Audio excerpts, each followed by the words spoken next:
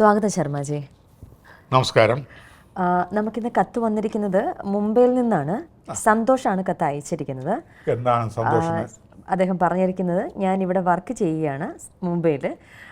ഞാൻ നാട്ടിൽ ഒരു വീട് പണി തുടങ്ങിയിട്ട് ഇപ്പോൾ 4 വർഷമാകുന്നു. പണി പൂർത്തിയാക്കാൻ പല തടസ്സങ്ങളും ഉണ്ടാവുന്നുണ്ട്. പണി തുടങ്ങിയപ്പോൾ മുതൽ കുടുംബത്തിൽ എല്ലാവർക്കും ഇടവിട്ട് രോഗങ്ങളും ബുദ്ധിമുട്ടുകളും ഒക്കെ ഉണ്ടായിക്കൊണ്ടിരിക്കുകയാണ്. ഗ്രഹനില ഞാൻ ഒപ്പം ചേർക്കുന്നു. വാസ്തുദോഷമുണ്ടോ അതോ സമയദോഷമാണോ പ്രശ്നം എന്നാണ് അദ്ദേഹം ചോദിച്ചിരിക്കുന്നത്. ഒരാളുടെ ഗ്രഹനിലയിൽ അതിലേത് ജാതിയോ മതമോ വർഗമോ വർണ്ണമോ പ്രായമോ ഒന്നും പ്രശ്നമല്ല. ഒരാളുടെ ഗ്രഹനിലയിൽ വീട്, വസ്തു ഇവ സംബന്ധിച്ച് ചിന്തിക്കേണ്ടത് ജനിച്ച ലഗ്നത്തിൻ്റെ 4ാമത്തെ ഭാവമാണ്. 4ാം ഭാവം എന്ന് പറഞ്ഞാൽ മൂലകുടുംബം എന്നും അമ്മ വഴി കുടുംബമെന്നും കുടുംബമെന്നും പുര, വസ്തു, വിദേശം, യാത്ര, വാഹനം ഇങ്ങനെയുള്ള ഒട്ടേറെ കാര്യങ്ങളുടെ ഒരു ക്യാപ്സൂളാണ് 4ാം ഇടം. 7ാം ഇടം എന്ന് പറഞ്ഞാൽ ഭാര്യ, കാമുകി, ടുഗദർ ലിവിങ്, ബന്ധങ്ങൾ, അതുപോലെ തന്നെ കൂട്ടുത്തരവാദിത്വ ബന്ധങ്ങൾ, നിവൃത്തി സ്ഥാനങ്ങൾ, ഇങ്ങനെ അനവധി കാര്യങ്ങളുടെ ഒരു ക്യാപ്സൂളാണ്. അപ്പം 4ാം ഭാവം കൊണ്ട് ചിന്തിച്ചപ്പോൾ ഇദ്ദേഹത്തിൻ്റെ 4ാം ഭാവത്തിൽ വ്യാഴഗ്രഹമാണ്. വ്യാഴഗ്രഹം 4ാം ഭാവത്തിൽ നല്ലതാണ്. പെട്ടെന്ന് തന്നെ പരപണിയും കാര്യങ്ങളൊക്കെ നടക്കണം. പക്ഷേ അത് മൗഢ്യം വരരുതെന്നാണ്. മൗഢ്യം വന്നാൽ നമുക്ക് സമീകൃത ആഹാരം എന്ന് പറയുന്നത് കുഞ്ഞുങ്ങൾ ഉൾപ്പെടെ രോഗികൾക്കൊക്കെ കൊടുക്കുന്നത് എന്താണ്?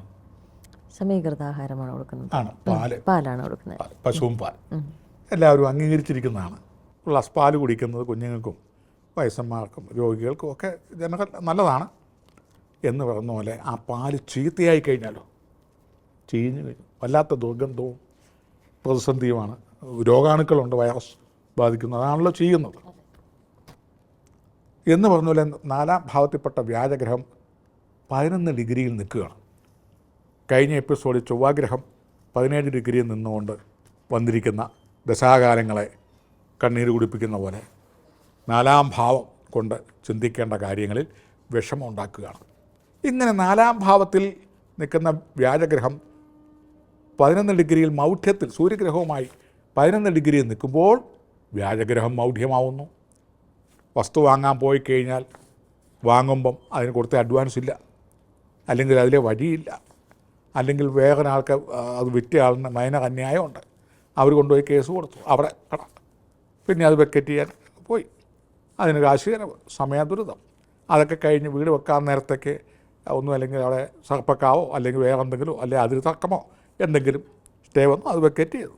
അപ്പോൾ അതിന് ഇതിൻ്റെ മനോവ്യാധിക്ക് അസുഖങ്ങൾ വന്നു, അല്ലെ മറ്റെന്തെങ്കിലും അപകടം, അല്ലെ രോഗങ്ങൾ, അല്ലെ എൻജിനീയറെ കണ്ടു, കോൺട്രാക്ടറെ കണ്ടു, ഇതിൻ്റെ എല്ലാം കൈപ്പറ്റി ആ കോൺട്രാക്ടർ പോയ വഴി വണ്ടി അപകടം വന്നു, ആളുമില്ല, അസുഖമില്ല, ഒന്നുമില്ല, ആരോട് ചോദിക്കാണ്, ഒന്നുമില്ല, കോൺട്രാക്ടറുടെ പേരിലൊന്നുമില്ല, പിന്നെ എന്തു ചെയ്യും? അല്ലെങ്കിൽ മറ്റേതെങ്കിലും തരത്തിലുള്ള അനിഷ്ടങ്ങൾ, ഇങ്ങനെയുള്ള കുഴപ്പങ്ങളാണ് വരുന്നത്. ഇങ്ങനെയുള്ള കുഴപ്പങ്ങൾ വരുമ്പോൾ നാം ആദ്യമായിട്ട് ചെയ്യുന്നത് വാസ്തുദോഷമാണോ എന്നറിയാൻ വാസ്തുശാസ്ത്രത്തിനെ വിളിക്കും. വാസ്തുശാസ്ത്രജ്ഞൻ വന്ന് നോക്കുമ്പം മർമ്മം അറിയാവുന്നതിന് തല്ലാൻ ഇടയില്ല എന്ന് പറഞ്ഞ പോലെ അവർ നോക്കുമ്പോൾ എന്തെങ്കിലും കുഴപ്പം കാണും. അവിടെ പൊളിക്ക്, നന്നാക്ക്, ഇവിടെ പൊളിക്ക്, അല്ലെങ്കിൽ അതിലെ കൂടെ ഒരു ചെമ്പ് കമ്പിയുടെ, അല്ലെങ്കിൽ അവിടെ എന്തെങ്കിലും പൊട്ടിച്ച് നന്നാക്ക്, അല്ലെ മറ്റേ വീടിൻ്റെ കോണ് കെട്ടിയിട്ടുണ്ട്, അല്ലെങ്കിൽ അവിടെ ആയില്യംകാരുണ്ട്, അവരുടെ നോട്ടമാണ്, അല്ലെ മഞ്ഞ ഇല്ലിയുണ്ട്, ഇവിടുത്തെ ആയില്യം നോക്കുമ്പോൾ അവരുടെ കുഴപ്പമാണ്.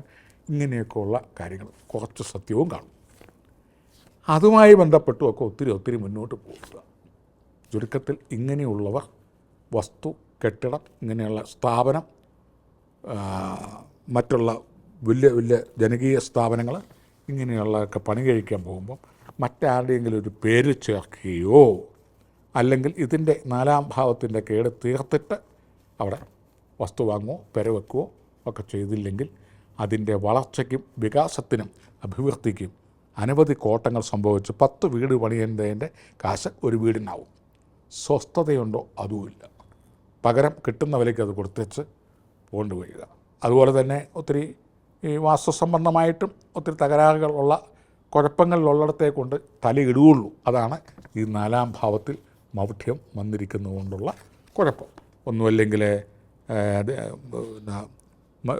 മത്സ്യം വിൽക്കുന്ന സ്ഥലമോ അല്ലെങ്കിൽ ഇറച്ചുവെട്ട് സ്ഥലമോ മദ്യാലയമോ വിദ്യാലയമോ കലാലയമോ ദേവാലയമോ ഇതിൻ്റെയൊക്കെ നോട്ടങ്ങളോ അല്ലെങ്കിൽ മുക്കോൺ മധ്യമുക്കോൺ വഴിമുട്ട് ഇങ്ങനെയുള്ള സ്ഥലങ്ങളോ വെള്ളം കെട്ടാത്ത സ്ഥലങ്ങൾ ഇങ്ങനെയുള്ള ഏടാകൂടങ്ങളിൽ അല്ലെ മദ്യപന്മാരുടെ ശല്യം സാമൂഹിക വിരുദ്ധരുടെ ശല്യം അല്ലെങ്കിൽ കന്യാസ്ത്രീ ശാപം ഇങ്ങനെയൊക്കെ ഉള്ളവരുടെ വസ്തുക്കൾ തൊട്ട് കഴിഞ്ഞാൽ പണിയാണ്. അങ്ങനെയുള്ളിടത്തെ ഈ 4-ാം ഭാവത്തിൽ മൗഢ്യമുള്ളവർ പോയി വീട് വാങ്ങുള്ളൂ അല്ലെ വസ്തു വാങ്ങുള്ളൂ.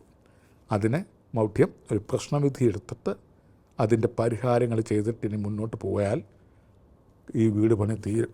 ചുരുക്കത്തിൽ പറഞ്ഞു വെച്ചത് ഈ 4-ാം ഭാവത്തിൽ നിൽക്കുന്ന വ്യാജഗ്രഹത്തെ അതായത് ഗുരുവിനെ ആ 11 ഡിഗ്രിയിൽ നിൽക്കുന്ന ആ ദോഷകാഠിന്യം ഒരു പ്രശ്നവിധി എടുത്തിട്ട് സ്ഥലപ്പേരൂടെ വെച്ച് പ്രശ്നവിധി എടുത്തിട്ട് അതിൻ്റെ പരിഹാരം കണ്ട് കഴിഞ്ഞിട്ട് ഇനി വീട് പണി ചെയ്യുന്നതായിരിക്കും നല്ലത്.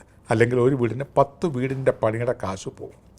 ഇപ്രകാരം പ്രതിവിധികൾ ചെയ്ത് ആ വീട് പണി മുന്നോട്ട് പോകുന്നതാണ്.